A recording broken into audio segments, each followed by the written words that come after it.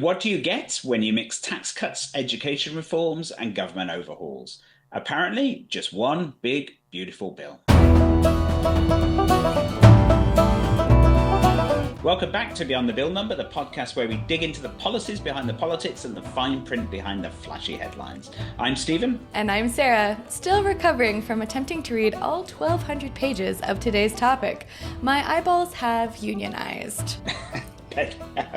So today we're breaking down a bill with a name only sponsors could love, the One Big Beautiful Bill Act, or as Capitol Hill's been calling it, the OBBB. OBBB. Well, OBBB. OBBB.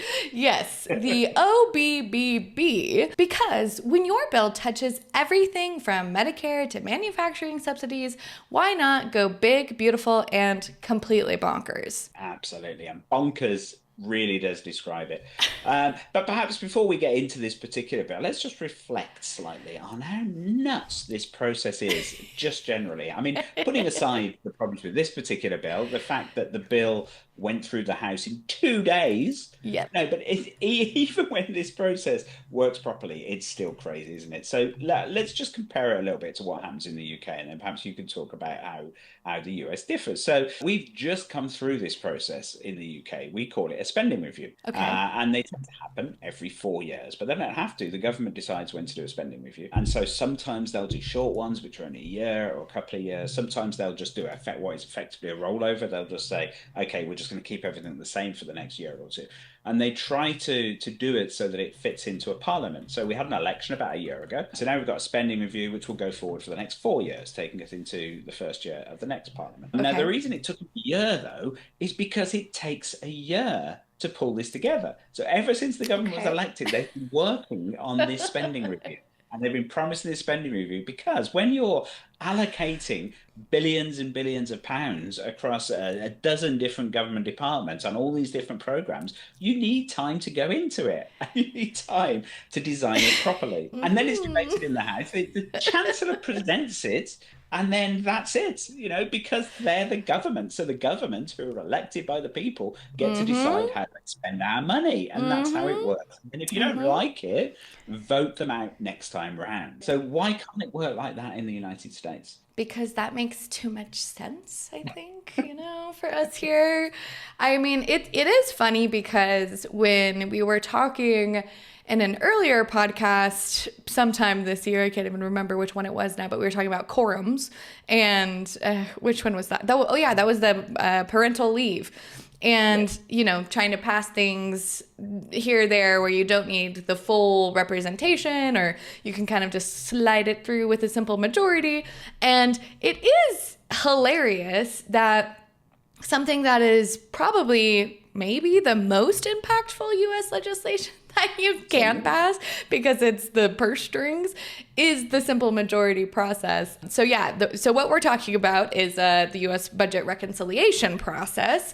That's a legislative procedure that allows Congress to pass budget-related legislation with just a simple majority of the Senate, bypassing the usual 60-vote threshold, which is needed to overcome a filibuster, and that's always in the news right now also. So it is a tool for making changes in spending, revenues, federal debt limits, and it is pretty quick. You can, like we said, it goes through the House in 2 days if you want. It's essentially just you pass the budget resolution. It kind of serves as a blueprint of something, and it has this reconciliation instructions that directs specific congressional committees to develop the legislation that will achieve certain budgetary goals, and then it kind of goes from there. And like this bill that we're talking about today is 25 bills together, 1,200 pages long, and then committee actions, you hear it, it goes into the omnibus reconciliation, and then we have the final passage. And it can happen quick. It can happen with most of Congress by 51 agreeing, but not most of Congress, which usually has to happen. So it is crazy. It is crazy. I mean, having said that, it's not that different from what we do here, at least because of the budget reconciliation process. You've got this simple majority, which obviously is what you want. The party that's in power has a simple majority. They should be able to on the most important thing, which is how they spend taxpayers' money. They should be Mm-hmm. able to, the government should get to decide that. Of course, the big difference here is that you have to convince all of the individual politicians to vote, which again is Yeah. quite a weird thing. It's a very American thing, isn't it? So in the UK, none of the government MPs would dream of voting against a budget or something like this. It would have to Yeah. be really, really terrible and egregiously awful. Whereas, of Mm-hmm. course, particularly within the Republican Party, you've got all of these different factions who think completely different things. Some of them want are very fiscal hawks. Others want to spend lots of money. They're just about the tax cuts. They don't care about anything else. The others are Mm-hmm. all about the identity politics stuff that they want in. Right. This complete bun fight. It's remarkable, actually, that Speaker Johnson managed to get it through. He did an amazing job, but he seemed to Mm-hmm. have done it by just persuading people to not read it so that they couldn't find anything to object to and just get Right. into anyway. Right. One of my favorite things about this bill when I was writing this blog was when I was researching it, there was something that was like 13 House Republicans plead for the Senate to rip out like things that they voted for. Because they didn't Like, read it. Because of course they didn't. It's yes. huge. I mean, you can't. Like But don't they 1,200 have pages. staff to do that for them? You know, That's isn't what it's that the supposed to point be. of Yeah. staffing? Yeah. Yeah. Yeah. Yeah. No, it's it's Yeah, crazy. but either way, it's a terrible way to run a government, and it's the same in Britain actually. Our spending review process is terrible. I mean, I worked in a government department, and it was a nightmare. Whenever you Yeah. try to make a contract with anybody to deliver Mm-hmm. a long-term service over many Yeah. years, you can't. You can Yeah. only ever go up to the next spending review because that's when the money stops. And so, no big company who wants to do a big project wants to say, "Okay, well, you've only got 2 years left on this spending review, so we can only sign a contract for two Right. years." But Right. it's a 10-year project, Right. but we can't. But we're going to have to come back to you in 2 years. And they say, "Well, we Mm-hmm. need to hire people. We can't tell people that they don't have a job." And Right. so, yeah, it's crazy. It is, I love government. It works so well. All right, okay. Well, let's get into this then. So let's start at the top. And what exactly is the one big beautiful bill? So it is a budget reconciliation bill, which the Senate can pass with just 51 votes and kind of dodge this filibuster. And it's essentially a Congress cheat code you could think of for overhauling anything tied to revenue or spending. And in this case, it is a mega package. It's HR 1, the very first House bill for the year, House resolution bill for the year. And it's introduced by the House Budget Chair, Jody Arrington, and bundles together 25 separate bills. So that's a lot of bills. So it's sort of like one bill to rule them all. Oh, yes, exactly. So, the one bill to rule the tax code, student loan system, Medicare, Medicaid, discretionary spending, and yes, even the border wall and ICE and everything that's in the news with that right now. So it's kind of like a legislative Costco, Yes. massive, overwhelming, and filled with things you didn't know you were about to buy. Or cut. Your husband might be taking things out of the cart, you putting them in, you just don't Yeah, know because the cart's so big. You only know when you check out. So, but you never do that in Costco, do you? It's like no, you never yes. take anything out. You always bring You more things in. don't. You can't. You can't Right. be doing that. It has just about as many regrettable budget decisions as a trip to Costco and how things fare in your fridge after. It absolutely did because it is quite a remarkable bill in many different ways. So Yes. let's start by talking taxes. So what's in the bill about tax? Taxes is kind of one of the biggest things that the bill is tackling and that people can kind of truly understand the impacts of. So the OBBB essentially makes the 2017 Tax Cuts and Jobs Act that was done under Trump's first administration permanent. It makes individual tax cuts that were imposed under that bill permanent. It drops the corporate tax rate from 21 to 15%, and it phases out estate tax entirely by 2027. That's pretty radical, dropping corporation tax by quite that much. It's sort of the dream scenario if you're a CEO or an heiress with a yacht named capital gains. Exactly. And the bill also boosts the standard deduction, but the tax foundation says that overall the effect of this bill will be reduced federal revenue. And the Congressional Budget Office, or the CBO, estimates that the bill will add 3.4 trillion to the deficit over the next 10 years. Yeah, that's a lot of money, isn't it? I mean, we've spoken about numbers before and how a billion is different from a trillion and how Yes. much different it is and how quite unimaginably gargantuan a trillion Mm-hmm. anything is, particularly $1 trillion. Yes. So whatever happened to fiscal discipline? Yes, I know. It's kind of crazy to see how this is moving forward on the Republican side of the House with kind of the normal talk tracks that we're used to listening to from Republicans. But it's also interesting because a lot of this with the tax policy and everything else that we're talking to is really giving Project 2025, but without a calculator and more with a chainsaw. Yeah, which is pretty much what 2025 was anyway. Having read it, I remember Yes. it didn't go really heavy on the let's give you the numbers. Okay, so lots and lots of tax cuts, ones that will particularly benefit business, particularly benefit perhaps the wealthier end of the Mm-hmm. spectrum. So what about Medicare and Medicaid? What's happening to do with health? Yeah, so this is also another one of the really big focuses of the bill and kind of uproar about it in the media. So, Medicare eligibility would go up to age 68, and that would happen by 2032. It would also transition to a voucher style program, kind of like premium support program, which is kind of a fancy way of saying here's a coupon, good luck, use it for your medical needs. Okay, well, elderly people do like a good coupon, don't they? So I That could sort is of see true. that. Here in the UK, to get your retirement pension, it used to be that women could get a pension at age 60, men could get a pension at age 65, and then it's all consolidated. And now, certainly by the time I retire, it will be 68, but it will probably have gone up by then, by the time we actually get there. But that's talking about actual government money that you Yeah. get when you're Yeah. it's not healthcare. Right. How Right. can you not be eligible for healthcare until you're 68, particularly at that age when you are starting to develop more health problems because that's natural Right. as you age. It kind of makes people stay in the workforce longer, which is harder for younger generations to get jobs because if your ability to have healthcare when you need healthcare is tied to your ability to have employment, a lot of this stuff is a lot of compounding issues that just Yeah. I mean, I can sort of understand it because the big problem is that people are living longer, so they're living a much bigger chunk of their life when they're not Mhm. working and paying taxes. So it makes it Mhm. very difficult for these kinds of programs. But when it comes to healthcare, you just give everybody healthcare, right? It's not that big a deal. You can't say that people have to work to get healthcare until they're age 68. That's anyway. And as a Brit, I'm horrified, as you might expect. Yeah, Um, I as an American okay. I am. What about Medicaid?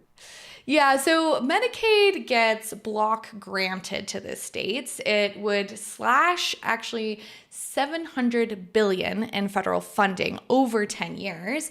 And Social Security benefits don't get cut outright, but the COLA formula changes, meaning that benefits grow more slowly over time, and so it effectively reduces them. Okay, so the states decide how to spend the Medicaid money rather than it being spent federally, which obviously could lead to huge disparities in different Hmm. benefits across different states, I presume.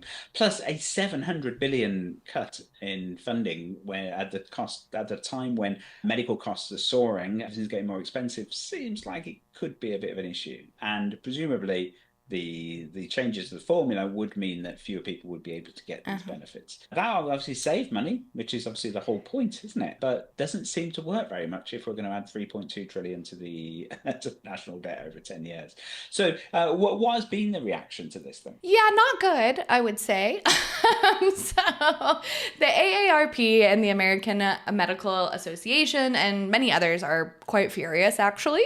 And honestly, a lot of Republicans in swing states are. When you look at the numbers, the people that are using these programs more than other states are generally red states. So, it's one of these things where you're kind of, the math isn't mathin' in any sense of math being mathin'. So. Yes. Yes, absolutely. And that's, of course, why President Trump declared that he wasn't going to touch these programs. They were safe under him, certainly on the Yeah. campaign trail. It seems to have quite worked out that way, does it? Okay, well, let's talk about something else. What about student loan reform? This is something that is actually more of a liberal, democratic leaning topic where we're trying to figure out how to address this crisis that so many people are in the US when it comes to student loans. And this doesn't help either, but so the bill slashes repayment to just one flat rate 10-year payment. And so that's really difficult if you have a low paying job afterwards, or there's just no ability for any type of customization for your personal experience, what you're doing, who you are, anything like that, which a lot of loans do allow for. And so this doesn't have anything to do with your income. It doesn't actually necessarily have anything to do with your actual ability to pay it back in whatever amount of time. And then it also ends interest accrual if you finish your degree, which is interesting because that's nice, because a lot of people end up paying so much more for their student loans because of the interest. Really nice. But not everybody finishes college. And so if you have to pay back the student loans and you're getting interest and you don't have the college degree, ergo, you might assume that you might be making less money than you would if you did finish your degree. Now, what's that? That doesn't seem good. So the interest thing is great, obviously. You want student loans to either have no interest or very low interest. That's Right. the whole point. They should be much cheaper than Yes. normal loans, because Yes. that's, it's a loan you have to take. You don't really have a choice. Most loans you can choose to not do them. You Right. can't really when it comes to education. So they should have a low. But then surely you've got to have the repayments linked to how much you're earning, right? Yes. If you get your first job is as some sort of high end person working on Wall Street, earning hundreds of thousands of dollars a year straight out the gate, then naturally you're going to want to pay more back than if you end up working in Starbucks or something, because that doesn't make any sense. How can you do it? There's a risk that your repayments would actually be more than you earn each month if you're on a particularly low income. How Oh, are you yeah. supposed to do It's that? not even like working at Starbucks necessarily. If you get a marketing degree and you're the lowest level in an ad agency, you Yeah. make like $5. You make $5 for 5 years and then you could start making a little bit more money. But I mean, there's so many of the jobs, and entry level jobs pay so little. You could actually maybe make more money working at Starbucks than you could if you got a job in your degrees. And you're not going to be able to do that anymore, are you? Because you've got to always think, well, if I take Gotta this pay my entry loans level job, back. break my career, Yep. I won't be able to pay my loans back, so I can't Yep. do that. So I'm going to have to go and work in Starbucks instead than do my actual career that I want to do. And 10 years really doesn't sound very long either. No, most of my friends that have loans, I'm coming up on 10 years out of school, and I don't think they're close to pay Yeah, back. absolutely. So it'd be great to pay them off in 10 years. That would be wonderful. But Yes. not if you have to basically starve to death to do it, or Yeah. just cannot do it. Yes, it sounds as though it hasn't been particularly well thought through. Okay, so far then, I have to say I'm not a huge fan of the big beautiful bill. So is there any good news there? Well, with student loans, kind of, we got the interesting, that's an interesting, probably needed change. But there's also an interesting piece in this part that has to do with Pell Grants. And what this change would do is it would expand to cover more vocational and technical programs. So this is essentially trying to get less people to take out these huge, massive loans for degrees and maybe, art history or philosophy, and learning something like a trade like plumbing, or maybe you could even like learn how to code or things like that. But traditional colleges are warning that this could kind of shift students into sketchier for-profit schools. And this is something that we kind of see as a thread throughout the entire bill, is there's things that are kind of removing funding or making it more difficult with federal run programs or even state run programs to try to slowly shift things more towards the private sector. And with these in particular, I did a blog post a long time ago that was called Wanted, a Pulse and a Pell. And it was about how predatory this can get. There's a lot less oversight in these types of programs, so you don't necessarily know the value that you're getting. But it sounds good. I mean, I agree. This is probably a bit of good news here. That vocational and technical programs should be given the same treatment as traditional courses as well. And yes, if there are sketchy for-profit schools out there, Trump University, those kind of things, then actually, what you need is to regulate those properly rather than not give them money. Right. There's a different Right. solution here, which obviously I'm sure isn't going to happen, but that would be. Let's talk enforcement of this then. So a lot of the numbers in the bill, even though they're quite eye-watering anyway, do depend on revenue forecasts that seem quite optimistic. So what happens if these rosy forecasts don't pan out? Well, we get dramatic cuts.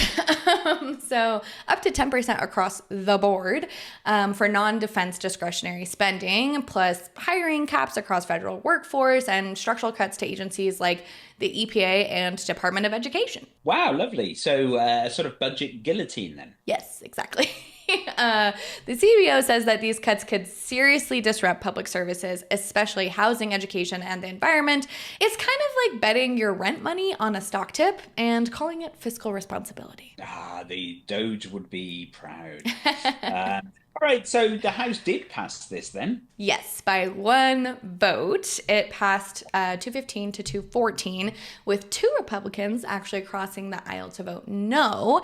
And now it's in the Senate, where it is facing opposition from all sides. Senator Ron Wyden wants clean energy credits back, and 13 House Republicans are surprisingly asking the Senate to not gut them any further, even though they already voted for them to be cut. Also, we have the fiscal hawks in the Senate not happy about what has been published as the actual impacts of these bills. It's kind of a mess. It is really, isn't it? And certainly for what I've been reading, there's a worry among Democrats in particular that the messaging isn't really cutting across.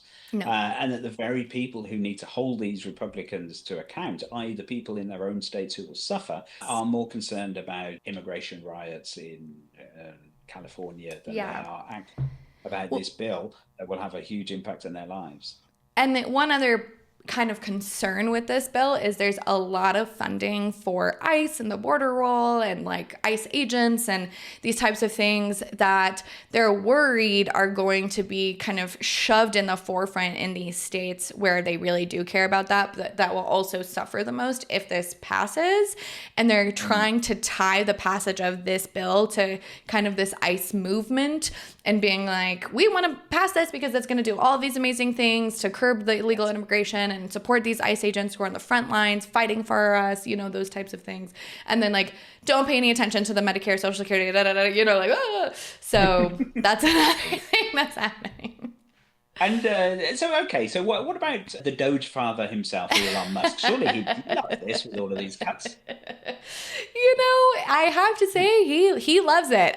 So since we've talked about Elon last, he has taken his exit.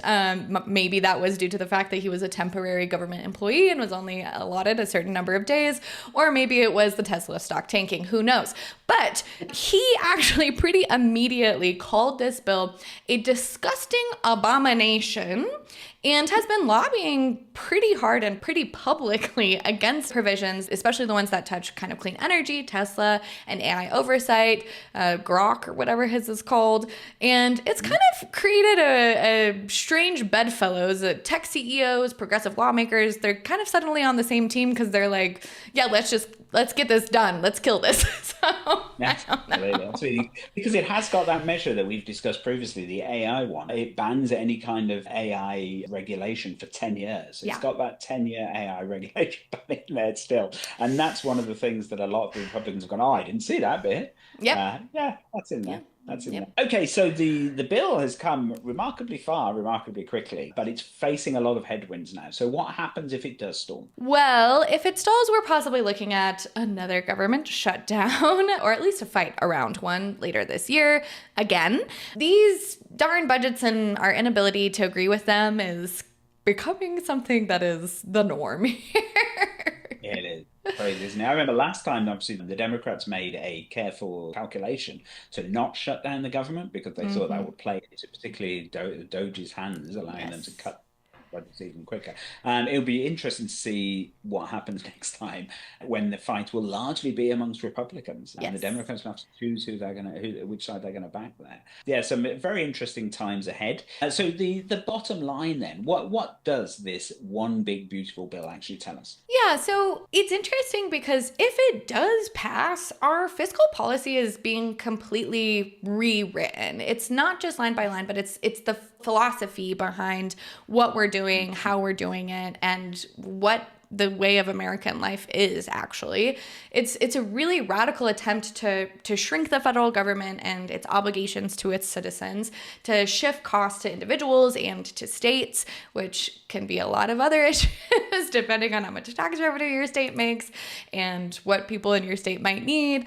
And also to make tax cuts this centerpiece of economic policy. And something that's super interesting is a couple weeks ago, I was in Canada and we were with an Uber driver who was Canadian, and he was like, I just love what Trump is doing. He's cutting taxes for the lower income people, and this is just so amazing. Of all of these amazing things that he's doing to lift people up. And it was really funny because my husband and I were in the car. We were like, that's not what's happening. And wow, that's so intriguing that this is what's coming across the border and what you are perceiving as what's happening here. It's only happening for a certain tax bracket, is what we politely said. Because that's the thing, because when you're told something often enough, you believe it. And this is what people are hearing, that this is all about tax cuts for everyone. Everyone's going to be better off. It's going to be great. Small government, more money in your pocket. All of those really genuine and and also quite sensible Republican policies, but this bill isn't that. It's something that's really going to hurt a lot of people, I think. But we should aim for some balance, of course. That's one side of the coin. On the other side, you've got people telling you that actually it really is a big, beautiful bill. So whether you think it is beautiful or terrifying, it probably does depend a lot on your tax bracket, on the social media you receive, on the news channels that you listen to, and of course, your own blood pressure. Exactly. It is a reconciliation reckoning, all right. And that's what we're going to be looking at for the next few weeks. They are hoping to kind of figure out what they want to do with this before the July 4th recess. So we'll see whether this bill becomes law or it just becomes some legend. Absolutely. So that's it then for this episode of Beyond the Bill Number. Be sure to subscribe and don't forget to check out the full legislative breakdown at billtrack50.com. And if you want to see the 50 wins the White House is bragging about in this bill, that's in the blog post as well as the CBO's deficit math too. You know, just for some fun bedtime reading. Absolutely. And we'll be back soon with another bill and probably more drama. So until then, good luck reading beyond that 1,200 page bill number.